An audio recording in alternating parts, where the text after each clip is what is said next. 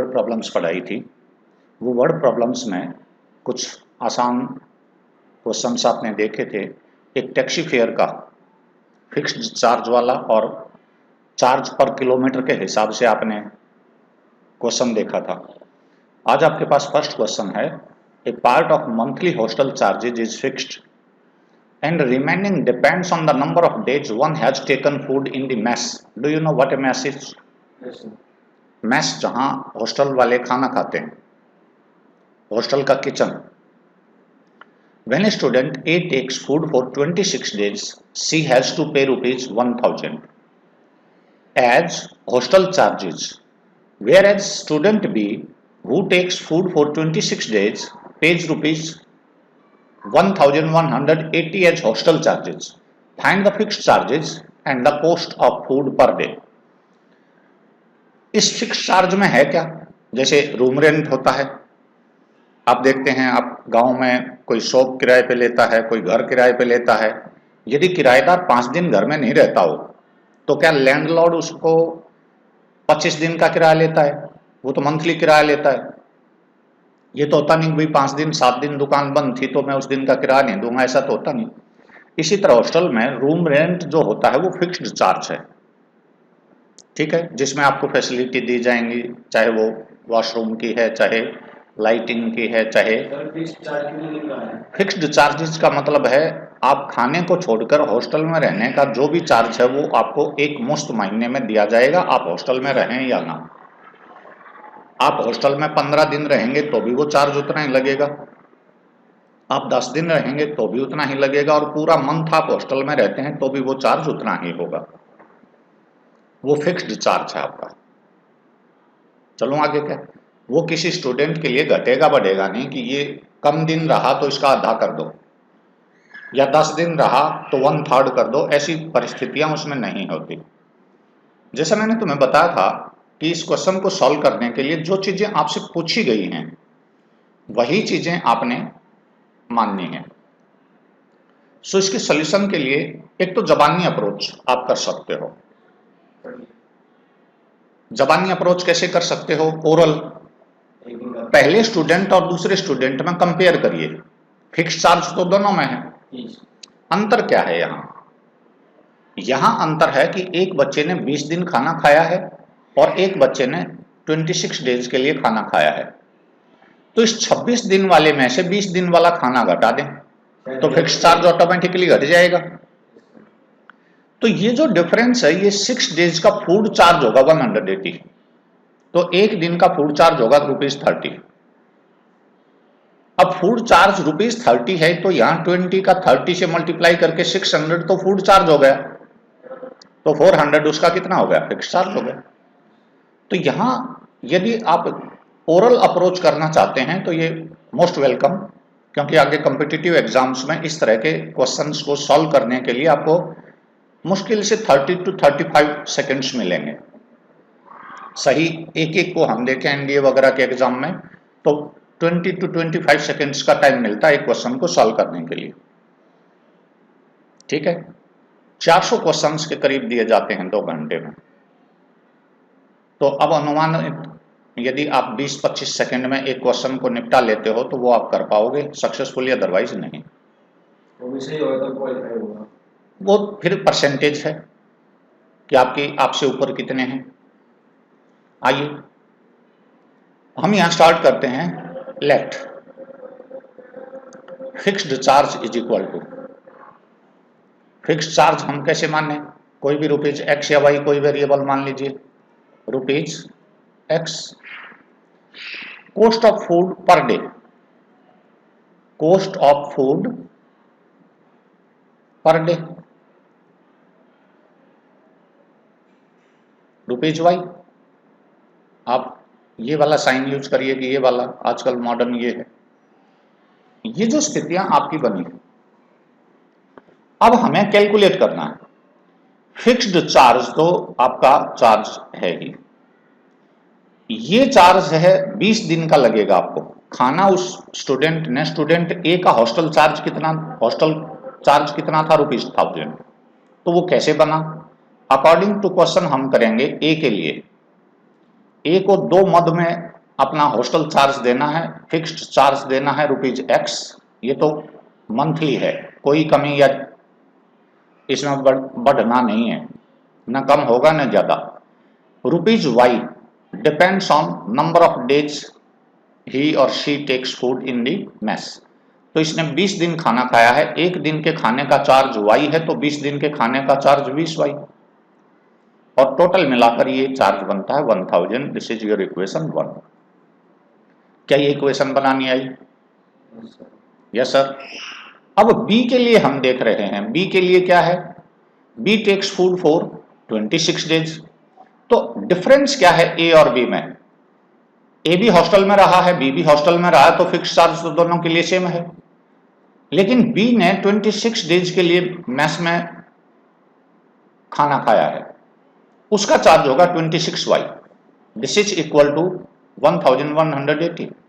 जहां fix charge के questions रहते हैं वहां इसको सब्ट्रैक्ट करते ही आपका आंसर आ जाएगा। Subtracting equation second from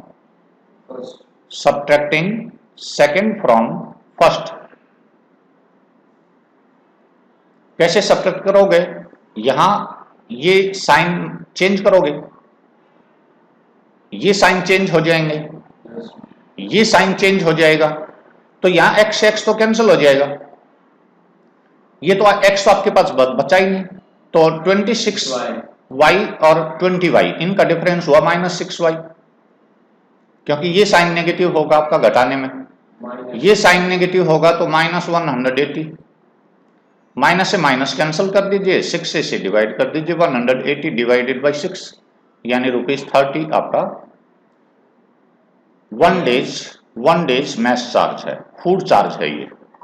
substituting value of y, शाबाश, substitute y is equal to 30 in equation 1। तो इक्वेशन 1 क्या कहती थी? x plus 20y, 20y y की जगह 30 रख दो, यू विल गेट 1000। तो अब क्या x की वैल्यू निकाल सकते हो? ये 600 इस तरफ आके सब्ट्रैक्ट हो जाएगा 400।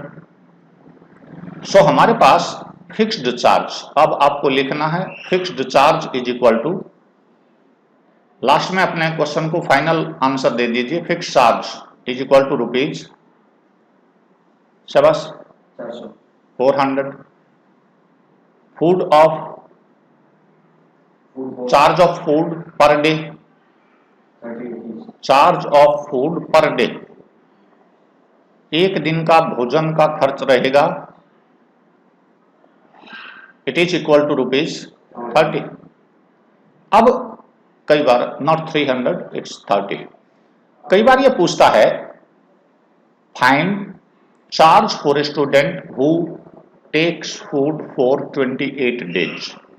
28 दिन तक यदि किसी बच्चे ने भोजन किया है, या पूरा मंथ वो हॉस्टल में खाना खा रहा है, किसी सितंबर के महीने में, अगस्त के महीने में, तो अगस्त में 31 डेज होते हैं,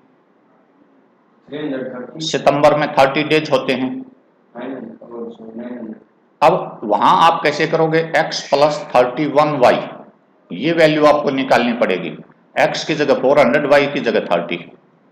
ये अगस्त महीने का उसका, यदि वो हर रोज वहीं रहता है, पूरे दिन तक, पूरा अगस्त वो खाना खाता है, सितंबर होता तो ये आपने अपने तरफ से 30y कर देना, क्योंकि सितंबर में, हाँ, सितंबर में आपके पास 930 प्लस 400 टोटल हॉस्टल चार्ज आपको देना है। क्या ये क्वेश्चन क्लियर है? टैक्सी चार्ज वाला भी समझ में आया, उसमें फिक्स चार्ज था। लैंडिंग लाइब्रेरी वाला भी समझ में आया, लाइब्रेरी में किताब दी जा रही थी। तो ये तीनों ही कैसे हैं? फिक्स्ड चार्जेज वाले। एक कॉस्ट वाले थे कि इतने बैट, इतनी बॉल, इतनी चीनी, इतनी चाय, ठीक है। तो इस तरह के क्वेश्चंस को आपने सॉल्व करना है। अगला क्वेश्चन आपको बहुत आसानी से और बहुत फास्ट तरीके से करना है। A fraction becomes 1/3। फ्रैक्शन में आपको क्या क्या मानने थे? फ्रैक्शन में आपको न्यूमरेटर मान के चलना है और डिनोमिनेटर मान के चलना है। तो शुरुआत हम सॉल्यूशन में करते हैं। Let numerator is equal to, numerator की फुल फॉर्म में नहीं दे रहा, न्यूमरेटर शॉर्ट फॉर्म में लिख रहा हूं। Numerator is equal to x, denominator is equal to y.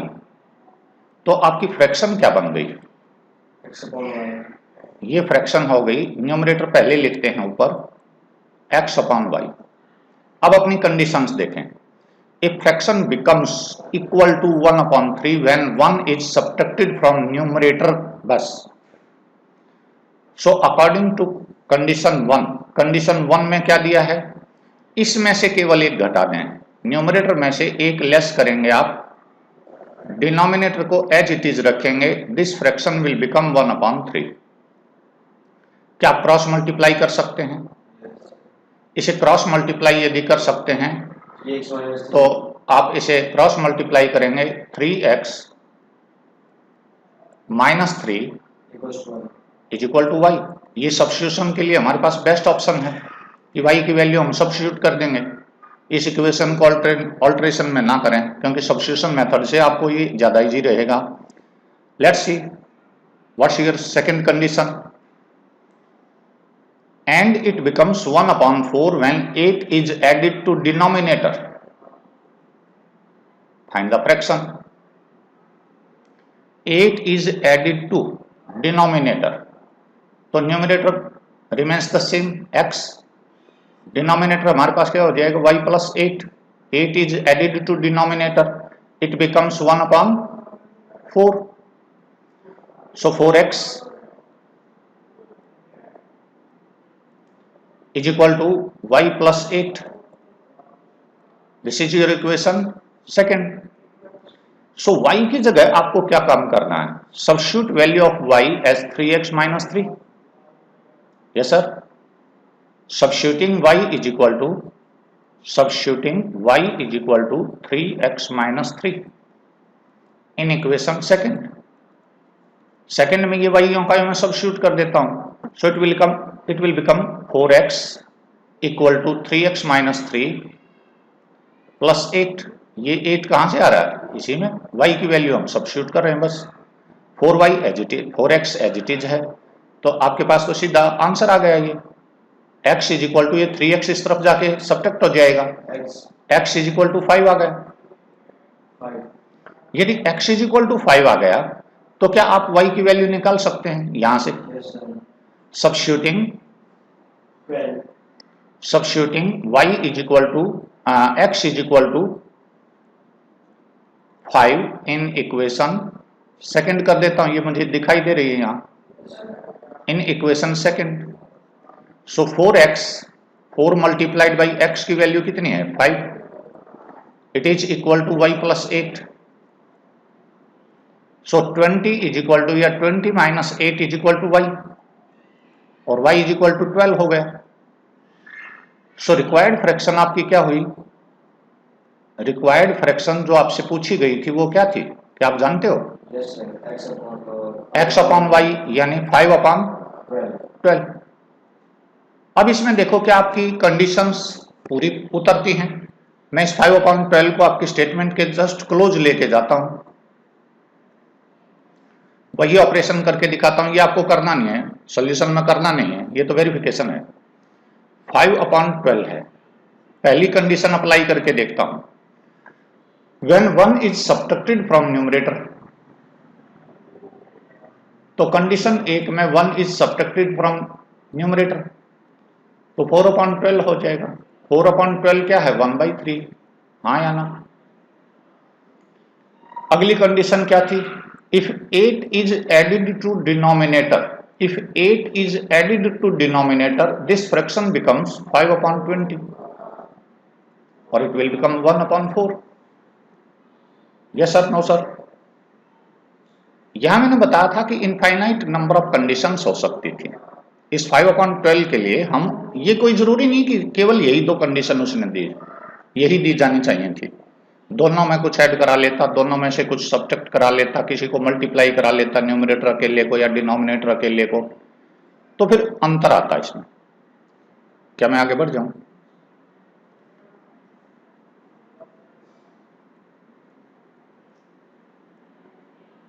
ये आपके क्लास टेस्ट का एक उदाहरण है।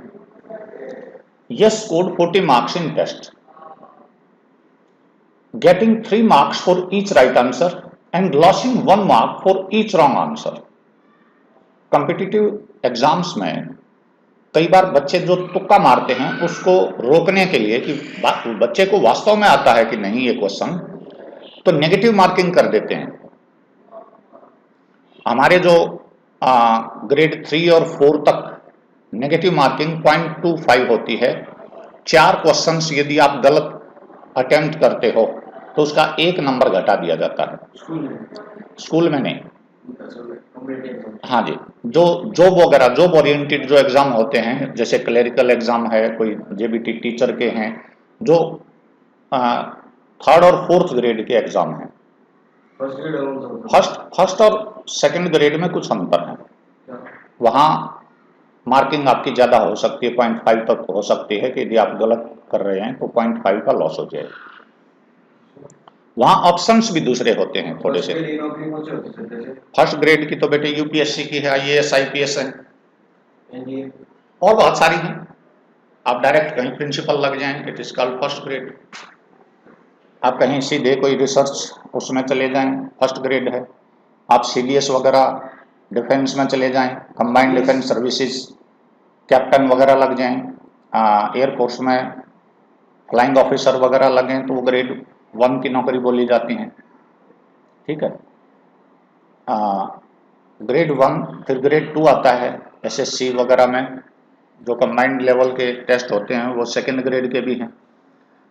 थर्ड ग्रेड आपका, 3rd और 4th ग्रेड आम आप अपने एनवायरनमेंट में देखते हैं कि अड़ोस पड़ोस में बहुत सारे लोग नौकरी कर रहे हैं। मैं आगे बढ़ जाऊं, आइए। Yash scored 40 marks. सबसे पहले देखें आपसे पूछा क्या है, how many questions were there in the test. Test के क्वेश्चंस आपसे पूछे गए, लेकिन हमने अब इसमें 2 ऑप्शंस लेने हैं। करेक्ट आंसर्स कितने दिए और रॉन्ग आंसर्स कितने दिए। Late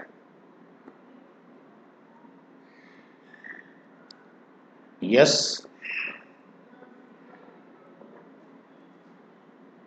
answered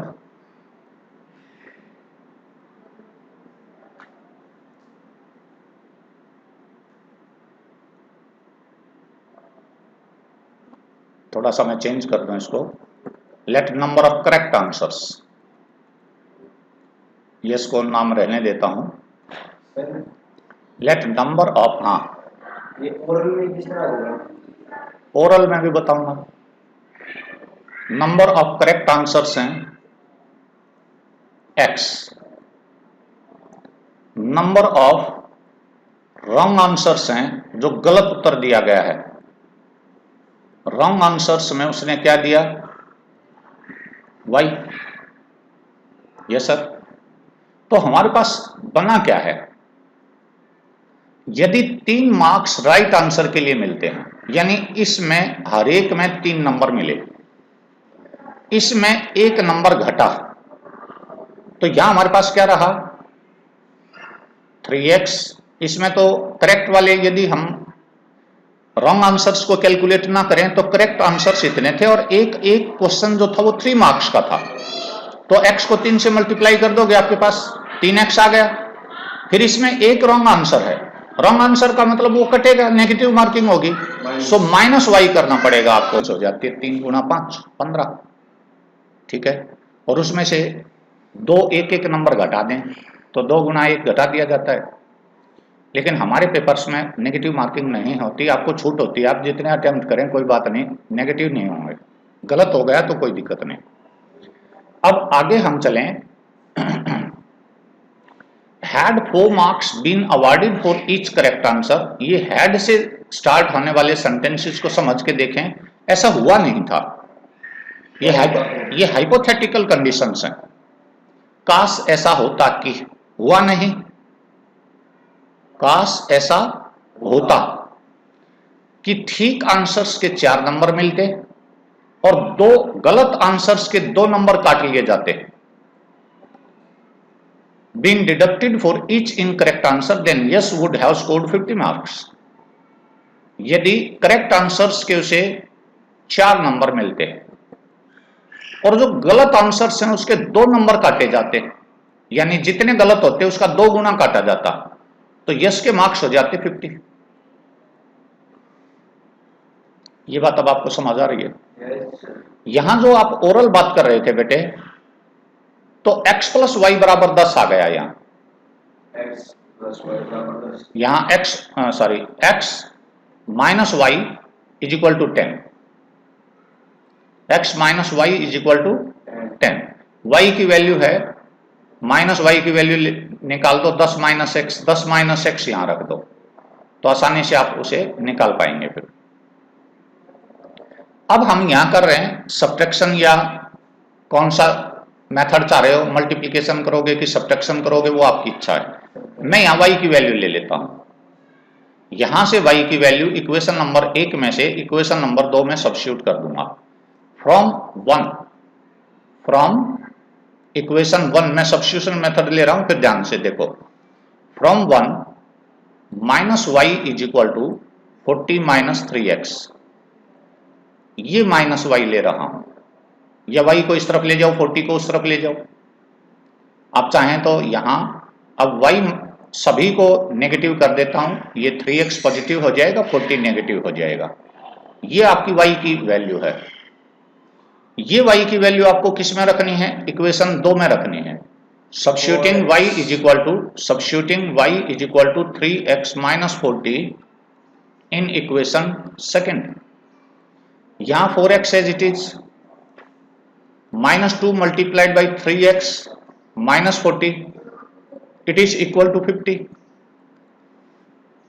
yes sir? तो ये हमारे पास हो जाएगा 4x minus 6x plus 80 is equal to 50। ये 80 इस तरफ जाएंगे तो -30 रह जाएगा यहां -2x is equal to -30, minus से माइनस कैंसल आउट हो गया, x इज इक्वल टू 15 आ गया। x इज इक्वल टू 15 आ गया तो कहीं भी रख दीजिए, यहां रख दीजिए। Yes sir? y is equal to, यहां रख दीजिए x की वैल्यू -3 मल्टीप्लाइड बाई 15 माइनस 40, तो y की वैल्यू आ जाएगी आपके पास 5। यानी नंबर ऑफ करेक्ट आंसर्स थे, करेक्ट आंसर्स कितने थे? 15 क्वेश्चंस उसके टेस्ट में करेक्ट थे। रॉन्ग आंसर्स कितने थे? रॉन्ग आंसर्स उसने दिए 5 क्वेश्चंस के। तो अब टोटल क्वेश्चंस पूछ रहा हूं, टोटल क्वेश्चंस थे उस टेस्ट में 20। क्या आप मेरी बात समझ पाए? जी, 40 आए थे और 50 आए थे। यदि इसके वो 4 नंबर देता और 2 नंबर काटता तो 15 4 जा 60 होके इसके 2 नंबर 10 कट जाते, 50 मिल जाते। यदि 3 correct answers, 3 number correct answers के होते तो 45 multiplied by 5 multiplied by 1, 40 marks उसको मिलते। मिले थे 40 मार्क्स। हैड देयर बीन वाली हाइपोथेटिकल कंडीशंस थी जो एक्चुअल नहीं थी। आगे चलो सर, अगर दूसरी स्टेटमेंट नहीं देता कि हाइट वाली स्टेटमेंट है तो सर कुछ निकालना संभव था? नहीं, फिर तो हम इनफाइनाइट नंबर ऑफ सॉल्यूशंस निकाल देते, फिर हमारे पास ये इनफाइनाइट नंबर ऑफ सॉल्यूशंस होते। क्या मैं आगे बढ़ूं? अगला क्वेश्चन बोर्ड पेपर में यदि आप देखेंगे तो ये 100 किलोमीटर को कभी 800 किलोमीटर, कभी 700 किलोमीटर, कभी 500 किलोमीटर, और जहां 1 घंटा और 5 घंटे दिए हुए हैं उसको बदल के 2 घंटे, 6 घंटे, 8 घंटे, 10 घंटे, कुछ इस तरह के ये देता रहता है। इसमें कुछ फंडा है। Places A and B are 100 kilometre apart on A highway. Places A and B are 100 kilometer away on a highway. one car starts from A, another car starts from B at the same time. If the cars travel in the same direction at different speeds, they meet in 5 hours. If they travel towards each other, they meet in 1 hour. They meet in 1 hour. Find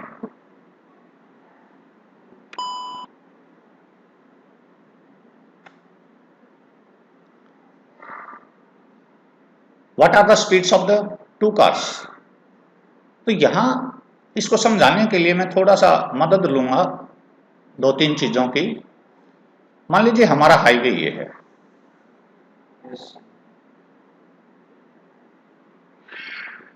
आगे जा रहा कहीं पता नहीं, highway तो आपने देखे होंगे। आप एक हाईवे का नाम बता सकते हो भाई? नहीं, आप नहीं,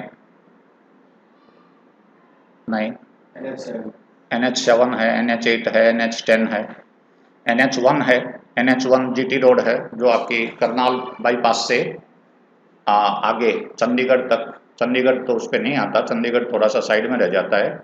जो कटरा वैष्णो देवी जाते हैं तो आप NH1 पे जाते हैं।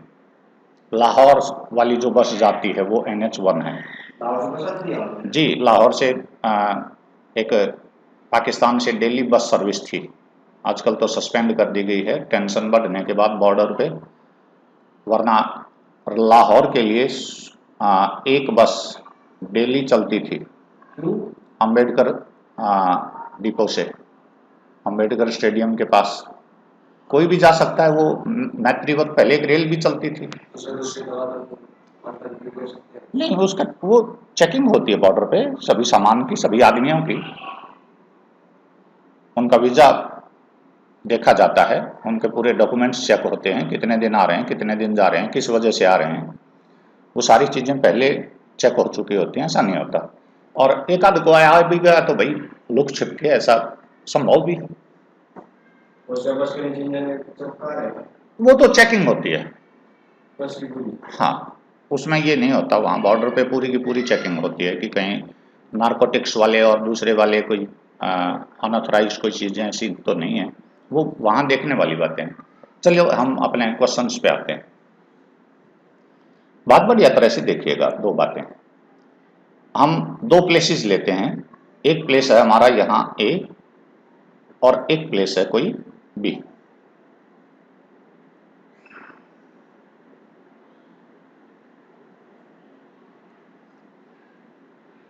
ये प्लेस A और B आप देख रहे हैं। एक की स्पीड ज्यादा है, एक की स्पीड कम है। हमें ये नहीं देखना कि स्पीड किसकी कम है किसकी ज्यादा। स्पीड तो हमारी जो हम मानेंगे उसके ऊपर डिपेंड करेगी। ये मान लीजिए हमारे पास प्लेस है A, ये आपका हाईवे है, ये है आपका प्लेस B। ये बातें आप समझ पा रहे हैं? Two cars starts from A and B at the same time. Two cars start from, अब दो बातें यहां बहुत मीनिंगफुल हैं। पहला कि इनके बीच का जो डिस्टेंस है वो 100 है, 100 किलोमीटर। ये जो हमारे पास डिस्टेंस है ये 100 किलोमीटर है। सेम डायरेक्शन तो बतानी रखी, सेम डायरेक्शन इसने बताई है, सेम डायरेक्शन ही हमारे लिए काफी है। सर अगर इस तरफ से इस तरफ लाइन दोनों को तो एक स्पीड ज्यादा होगी और इस तरफ चलाएंगे। अब आप मुझे बताइए कि आप लेफ्ट की ओर जा रहे हैं कि राइट की ओर? राइट की ओर। राइट की ओर, राइट की ओर जा रहे हैं तो B यहां से चलना शुरू होता है और इस तरफ जा रहा है। Yes sir. जब A इसी डायरेक्शन में चलना शुरू होता है तो यहां से A चलता है,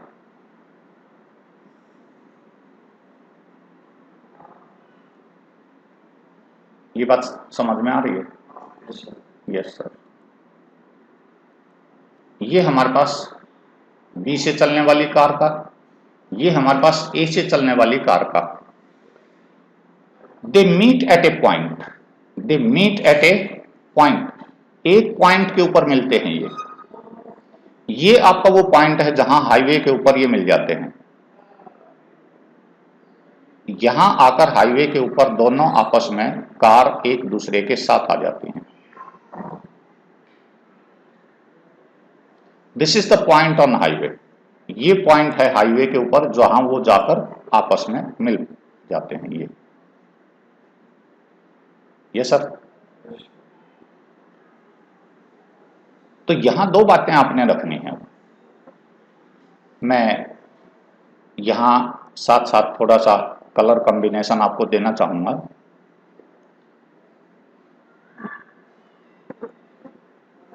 मैं speed of A, let speed of car starting from A, speed of car A ही लिख देता हूं, x kilometre per hour, x kilometre per hour. Speed of car भी, स्पीड ऑफ कार,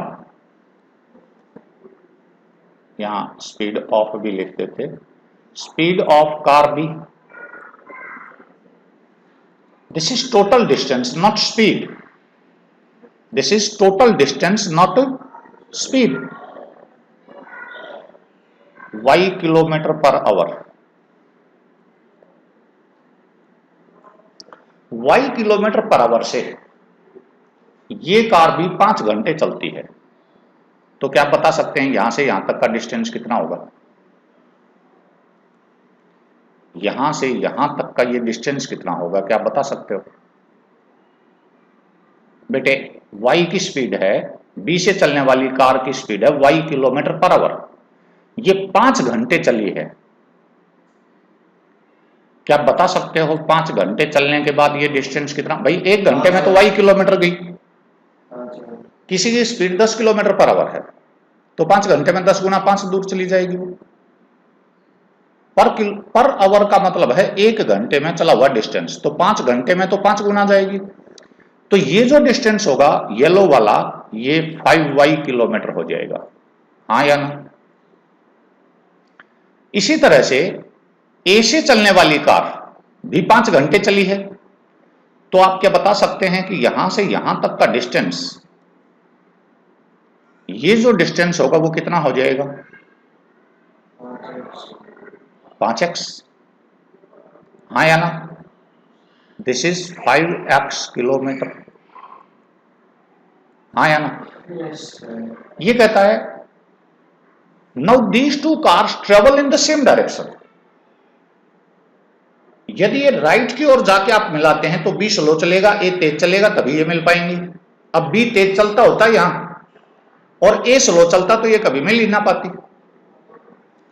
यदि आप लेफ्ट की ओर मिलाते, उधर राइट आपको दिखाई दे रहा है, मैं उल्टा हाथ कर रहा हूं आपको, यदि आप ए की ओर इसे बढ़ाते, ठीक है, तो सीधी सी बात है फिर बी की स्पीड तेज होनी चाहिए थी। यदि ये उल्टी डायरेक्शन में चलते, अब आपको ये बात समझ आ रही है? एक बात बहुत बढ़िया तरह देखिए, क्या आप जानते हैं ये 5x किलोमीटर 100 प्लस 5y है? यहां से ध्यान से देखो बेटे, ये नीले वाला जो ट्रैक है ये अकेला, ये अकेला 100 प्लस 5y के बराबर है, हाँ जी ना जी? तो अकॉर्डिंग टू क्वेश्चन आप लिखेंगे, अकॉर्डिंग टू क्वेश्चन 5 घंटे में जो चली गई दूरी थी वो 5x किलोमीटर दूरी, ये बराबर हो जाएगी 5y प्लस 100। ये बात समझ में आ गई, हाँ या ना? तो 5x minus 5y is equal to 100। 5 common ले लूं, 5 से कट रहा है, हाँ जी ना जी? बेटे कॉमन ले लूं, तो x minus y is equal to 20 रह गया। ये इक्वेशन आपकी 1 बन गई। अब थोड़ा सा दूसरी बातों में आते हैं। तो 5 का गया, 5 ये डिवाइड कर दिया, ये डिवाइड कर दिया, ये डिवाइड कर दिया, सभी टर्म्स को 5 से डिवाइड कर दिया। क्या मैं आगे बढ़ जाऊं? क्या दूसरी सिचुएशन ले लूं? Yes sir. दूसरी सिचुएशन को भी मैं सेम कोशिश करता हूं उसी तरह से समझाने की। ये मेरे पास हाईवे है, ठीक ए और बी उसी तरह रखे हैं, चाहो तो मैं ऊपर वाला ही थोड़ा सा कट पेस्ट करके ले आऊं। Yes sir. तो बड़ी अच्छी बात है भैया, मैं ऊपर से ही आपका कुछ पोर्शन यहां ले आता हूं।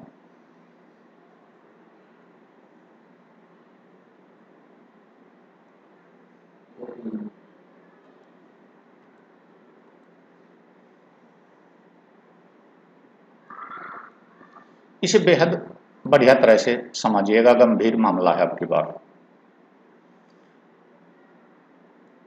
ए से कार चली इस तरफ,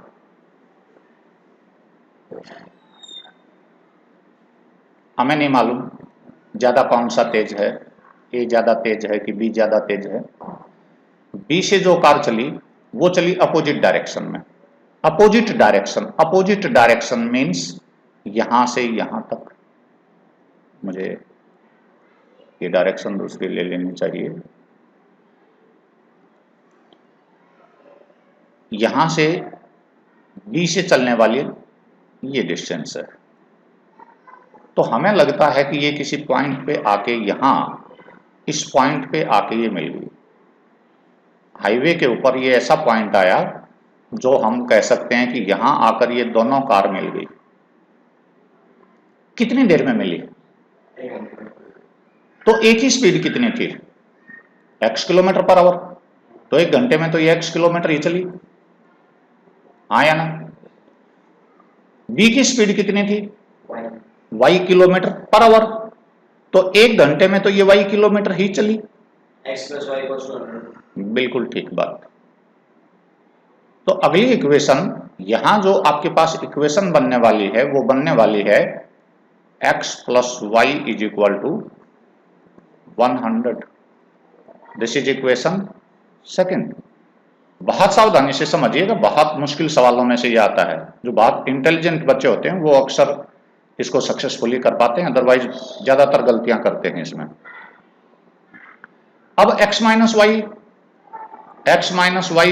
20 था, ये इक्वेशन 1 थी। ऐड कर दीजिए, 2x = y से y कैंसिल हो गया, 120। तो x = 60 किलोमीटर पर आवर था। x की वैल्यू आई है, x की वैल्यू क्या करोगे, यहां रख दीजिए। तो y कितना आ जाएगा? y = 40 kilometre per hour. So speed of car starting from A, speed of car A 60 kilometre per hour और speed of car B 40 kilometre per hour. ये मैंने कोशिश की कि आपको हाईवे पे लिए चलें और एक्चुअल में कार चला के दिखाएं। हो सकता है ये आपको इस तरह से आसान लगा हो, अदरवाइज जब सीधे आप किसी बुक में देखते हैं या कुछ टीचर्स जब एक्सप्लेन करते हैं तो वो खुद निकाल देते हैं, बच्चे को नहीं समझा पाते। मैंने इसमें टाइम बहुत लिया है, बहुत स्लो किया है, इस वजह से ये समझ में आना ईजी हो जाता है। यदि मैं इसको फास्ट मोड में लेता तो फिर ये आप समझ कम पाते। कई बार ऐसा देखने में आता है कि टीचर कई बार अपने आप सॉल्व कर देता है, ऐसा लगता है जैसे उसे होमवर्क मिला हो, बच्चे देख रहे हों कि सर निकाल पाते हैं कि नहीं। समझाना एक अलग तरीका है और सवाल को निकालना एक अलग तरीका है। ठीक है, हमें आपको